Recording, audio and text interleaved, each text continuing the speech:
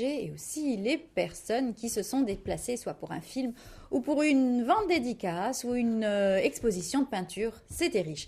C'était donc un reportage de Menel Boutouaba. Et là, tout de suite, nous allons voyager à travers les photographies de notre invité. Je vous l'avais annoncé en tout début d'émission. Il est parmi nous. C'est Abdelkhalak Labiz. Bonjour. Bonjour, merci. Bienvenue parmi nous. Merci, c'est moi qui vous remercie.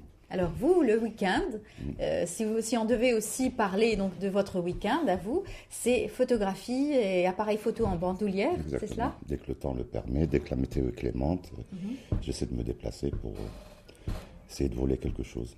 Capter l'image. Voilà, exactement. En fait, vous êtes un capteur d'image et bien entendu, la lumière est très importante pour un photographe. Vous êtes un passionné avant tout. Je fais ça par passion, ce n'est pas mon métier. J'essaie de découvrir et de faire découvrir ce pays. Les gens ont tendance à oublier parfois que nous avons un beau pays, ou alors on en parle comme ça sans trop savoir de quoi il s'agit. J'essaie de retrouver ça et de le mettre à disposition des gens qui aimeraient bien le voir. Tout à fait. Alors, chaque coin, recoin, vous essayez de sublimer aussi les paysages que vous traversez. Sublimer, je ne sais pas si c'est le mot, mais j'essaie de présenter ce qu'il y a de plus beau. En tout cas, à travers la photographie, on voit que c'est beau et on a envie d'y aller. C'est une invitation, Voilà, exactement. une visite. J'incite les gens à bouger, à aller voir un peu leur pays, Oui. plutôt que d'avoir toujours la tête ailleurs, à rêver d'un autre ailleurs. Nous avons un pays. Certains endroits sont accessibles, d'autres un peu moins. Mais je crois que chacun dans sa région peut découvrir de jolies choses et en parler aux autres. Voilà. Alors, bien entendu, vous allez vers les paysages. On a trouvé un site, donc vous nous avez invité à découvrir votre site internet, c'est www.labiz.net, c'est ça. Et donc, on peut découvrir votre travail selon des thèmes, que ce soit donc les lacs, et on découvre donc les différents lacs algériens, les vestiges aussi, patrimoine, oui, les sites historiques. Il y a aussi les grandes villes, les villes Oui, algériennes. exactement. Vous avez défini ça en thème. Ça s'est pas fait comme ça au début. C'est au fur et à mesure que les photos se sont accumulées que j'ai essayé de faire une espèce de tri pour faciliter la navigation donc, Oui. aux personnes qui veulent visiter. Il y a aujourd'hui un peu plus de 1500 photos, donc il fallait bien organiser ça. Voilà. Voilà, on découvre quelques-unes donc, de vos photos. Celle-ci, Oui, c'est à quelle Kolo. région? C'est à Kolo, c'est l'endroit le plus septentrional d'Algérie. D'accord. D'accord, c'est dans le massif de Kolo qui est un endroit magnifique, vierge. C'est l'un des endroits qui me fait le plus rêver. Donc là, c'est le Cap Bougaoun, Oui. vu des hauteurs.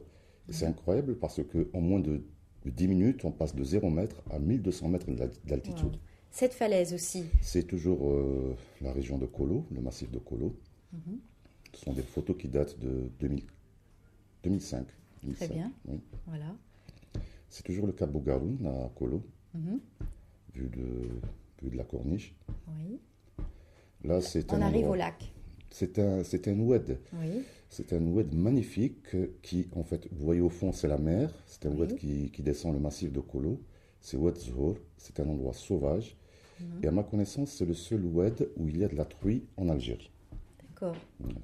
C'est toujours le même endroit. Très bien. Là aussi, Oui.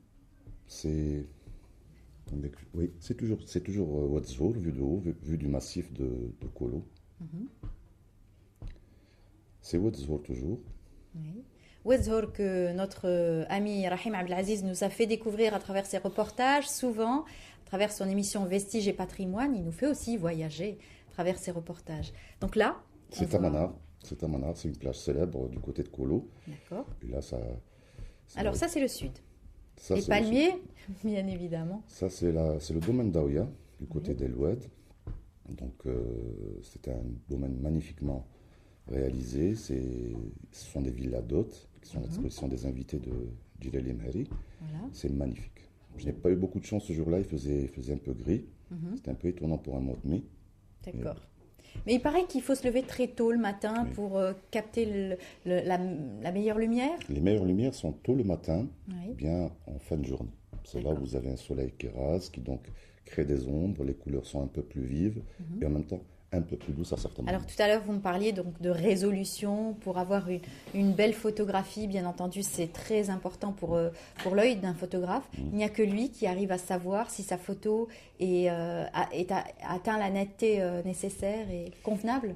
Il n'y a pas que la netteté, en fait. Oui, la netteté La est lumière. importante. Oui, la lumière, les couleurs, le cadrage, Mhm. la prise de vue, tout ça, Bon ce là, sont des... vous nous avez offert une très belle perspective Hmm. de palmier. C'est toujours au domaine d'Aouya, à Oui, Alouette. oui. Oui. C'est Une c'est palmeraie. une palmeraie, oui, une palmeraie moderne, Très bien. puisque nous le voyons, contrairement à d'autres régions où Mhm. il y a des palmeraie un peu plus anciennes. Voilà. Et puis, bien entendu, vous avez partout capté. Vous avez pris des photos à différents angles Oui, et donc l'image est tout à fait différente. absolument. C'est autre chose. Absolument, absolument. Vous venez dans un endroit, vous restez. Mhm. Entre une heure et l'autre, vous pouvez avoir des couleurs et une lumière tout à fait différentes. Voilà. Vous pouvez revenir à une autre saison sans encore des couleurs très très différentes. Alors, bien entendu, vous êtes Mhm, dans la formation, mais plutôt informatique. mhm. Hop. Et la photographie, ça a toujours été votre passion. Est-ce que vous êtes en plus autodidacte, hein? Oui, Est-ce oui. que vous avez déjà formé des jeunes dans ce domaine-là? Non, non, non. L'établissement dans lequel je travaille est un établissement donc, de formation sur l'informatique, sur les Oui, techniques de gestion, sur le droit. Nous ne faisons pas de formation en photographie, oui. euh, mais bien entendu, je suis toujours à la disposition des gens qui veulent apprendre telle ou telle chose, qui veulent demander des renseignements, échanger mes expériences avec eux. Bien entendu, vous avez énormément donc voyagé, je l'ai déjà dit. Et est-ce que ça va pas vous donner envie de créer, d'en faire un livre, puisque Oui, vous avez aussi une base de données aujourd'hui mhm, d'informations mhm, concernant les lieux que vous avez visités mhm. et immortalisés. Oui, absolument. Je me rends compte que Internet, effectivement, même ça permet à beaucoup de gens de Mhm. voir certaines choses en Algérie. Il y a des gens qui n'ont pas accès à Internet ou qui n'ont pas le temps. Alors, cette photo, donc c'est la Grande Poste, Mhm. très bien. C'est le musée d'art moderne. Musée d'art Il se moderne, trouve à Bilmedi, d'accord, qui a été magnifiquement aménagé. très bien. Et c'est vraiment une très très belle réussite. Alors, ce que je n'ai peut-être pas vu hein, dans vos photographies, c'est les portraits, les personnages. Est-ce que vous les avez aussi immortalisés? Non, pas vraiment. J'hésite un peu à prendre des gens en photo, que ce soit en instantané. Mhm. Les instantanés sont un peu difficiles parce qu'ensuite il faut demander l'autorisation de publier pour respecter le droit à l'image et c'est pas toujours facile. D'accord. Et bien entendu, le numérique, Facile. aujourd'hui. Le numérique facilite beaucoup le travail. Oui, Je veux dire qu'il nous donne une grande liberté d'action. On peut faire plusieurs shoots, plusieurs photos d'un même endroit et d'accord. ensuite choisir celle qui nous convient le mieux. Voilà. Et puis on maîtrise la photo de bout en bout parce qu'on ne passe pas par un laboratoire pour des tirages, Très Ça bien. réduit un peu les problèmes techniques, oui. Voilà, on est en train de voir un magnifique coucher de soleil. Oui, près de Cédefrege, c'est en fait chinois, le mont chinois qui apparaît au-delà de la grande baie qui est entre Cédefrege et Tipazin. Voilà, vous connaissez exactement le temps, à quel moment se lève le soleil, Ah oui, oui, le oui. temps. Ah oui, c'est Voilà, indispensable. Et je suis la météo pratiquement tous les jours. tous les jours, oui. Bien sûr. Oui. Vous arrivez même à voir des arcs-en-ciel, hein. Ça, c'était un coup de chance. C'est des miracles. Il pleuvait ce matin-là, je n'étais pas trop sûr, je me suis dit allons-y. Puis Mhm. j'arrive à Salambi, donc au boulevard des Martyrs, et il y a un arc-en-ciel qui apparaît. J'ai vraiment eu un coup de chance. C'est magnifique. Voilà, c'est un coup de chance que j'ai eu. Magnifique. Voilà. Il y a parfois des gens qui croient que c'est une photo retouchée, Mhm. mais en réalité, non. Ça s'est passé comme ça.